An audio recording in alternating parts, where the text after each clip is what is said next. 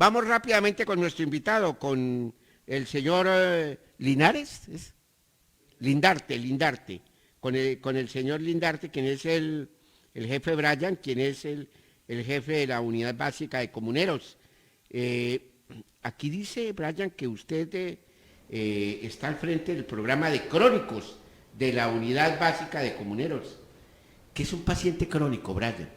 Bueno, muy buenos días. Primero, pues muy agradecido por la invitación el día de hoy. Debemos tener en cuenta que un paciente crónico como tal, pues según la Organización Mundial de la Salud, es un paciente que presenta una enfermedad con una larga duración de más de 6 meses, ¿sí? Pues generalmente este tipo de pacientes se pueden dividir en 4 tipos como tal. Encontramos los pacientes con enfermedades cardiovasculares, ¿sí? Que es uno de los tipos, afección hacia la parte del corazón o toda la parte cardiovascular. Como segundo encontramos los pacientes neoplásicos, pacientes que pueden ser, que presentan cáncer como tal. Y encontramos los pacientes diabéticos y pacientes con enfermedades crónicas respiratorias, como son los pacientes asmáticos o los pacientes que presentan una enfermedad pulmonar obstructiva crónica, EPOC como tal, ¿sí? Debemos tener en cuenta que estos pacientes pues se les tiene que hacer un seguimiento, son pacientes que son de larga duración y pues para poderle mejorar la calidad de vida como tal. ¿Listo? Hay un tema que a la gente le ha venido preocupando y es el creciente número de pacientes crónicos, ¿no? Allí en Comuneros, ¿cómo está esto? ¿Cómo están trabajando ustedes con eso? Exacto, sí señor. Pues el aumento de los pacientes crónicos ha sido considerable. Actualmente en la unidad básica de comuneros, pues nosotros manejamos 4 EPS como tal, que tienen contratación con la red de Insalud. Solamente con una EPS estamos manejando aproximadamente más de 1.600 usuarios con una sola. Eh, a rasgos generales, en comuneros, en el programa de crónicos estamos manejando más de 4.000 usuarios, ¿sí? Pues que son pacientes que se le están haciendo un seguimiento activo, ya que presentan estas patologías como diabetes, hipertensión arterial o pacientes que vienen ya con una enfermedad renal establecida, diagnosticada. Entonces sí se ha evidenciado como tal un aumento considerable en los pacientes con este tipo de Oye, enfermedades. jefe, hay un tema ahí un poco complicado y es que los pacientes crónicos eh, para todo el mundo son personas muy propensas a cualquier enfermedad, a ¿Correcto? cualquier problema. En este caso del COVID, en este caso del COVID, ¿cómo les fue a ustedes en este tema? ¿Qué nos puede contar? Claro que sí, sí, señor. Pues en cuanto al COVID como tal, como estábamos en un plan de contingencia, estábamos en aislamiento, con muchos protocolos que habían que cumplir. En los pacientes COVID nosotros estábamos implementando las TIC, ¿sí? Estábamos implementando lo que era la telemedicina interactiva. ¿En qué consiste? Era un programa, o es todavía un programa, que se implementa con los usuarios o los pacientes que son de alto riesgo, mediante unas promotoras, unos profesionales que realizaban un mapeo de esos pacientes de alto riesgo, le realizaban una visita en casa, una visita domiciliaria como tal, con todos sus elementos de protección, como lo indica la norma. Ellos le realizaban la valoración física a ese paciente y por medio de unas tablets, unos elementos electrónicos, se realizaba la consulta en tiempo real, perdón, con el profesional encargado, con el médico como tal desde el consultorio y le realizaba la valoración completa.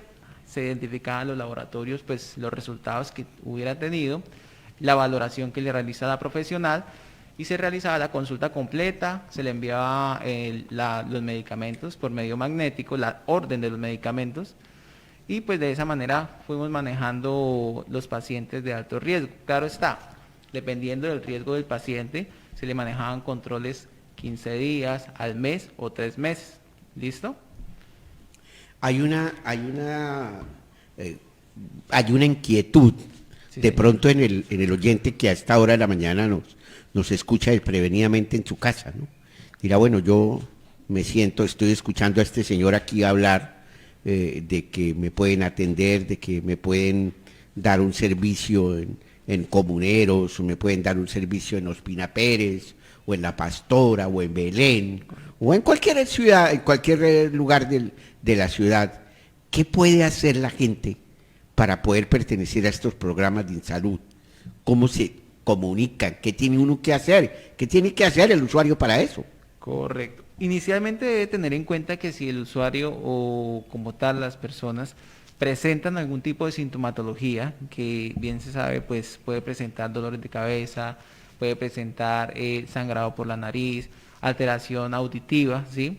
Que son unos síntomas que se pueden presentar. Debe acercarse a una red de salud, ¿sí? Para que sea valorado inicialmente por un médico, me le envíe el tratamiento. Pero no le van a decir que no, porque es que, No. porque es que y yo le hago esta pregunta Sí, señor. como usuario, ¿no? Como usuario. Cuando la gente va a un puesto de salud, empiezan a pedirle el CISBEN, a pedirle el carnet, a pedirle la inscripción del político, a pedirle cuánta vaina se les ocurre a los funcionarios. Correcto.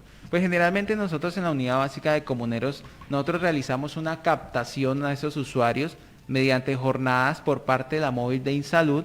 Esos usuarios que son valorados y que de pronto presentan algún tipo de alteración o presentan ya un diagnóstico de base, se remiten directamente hacia el programa y se les hace una valoración por parte de los profesionales, en este caso por parte del médico que ya tiene una capacitación especial para realizar dicha valoración a esos usuarios. También en cuanto a las jornadas educativas que nosotros realizamos esa captación de usuarios y se les brinda la información para que puedan asistir y puedan ser valorados por parte del programa. Y así estaríamos dándole ingreso. Dependiendo pues también de la red prestadora que tengan, se les va a dar la indicación como tal, si en caso tal no cuentan con los servicios en esa unidad, pero puede tener los servicios en otra de las diferentes unidades que cuenta la red de InSalud para poder tener una cobertura. ¿Cuál ha sido el éxito de ustedes allá en su sector? Que veo que hay un pronóstico muy bueno de atención a los pacientes crónicos y de atención a la comunidad ahí.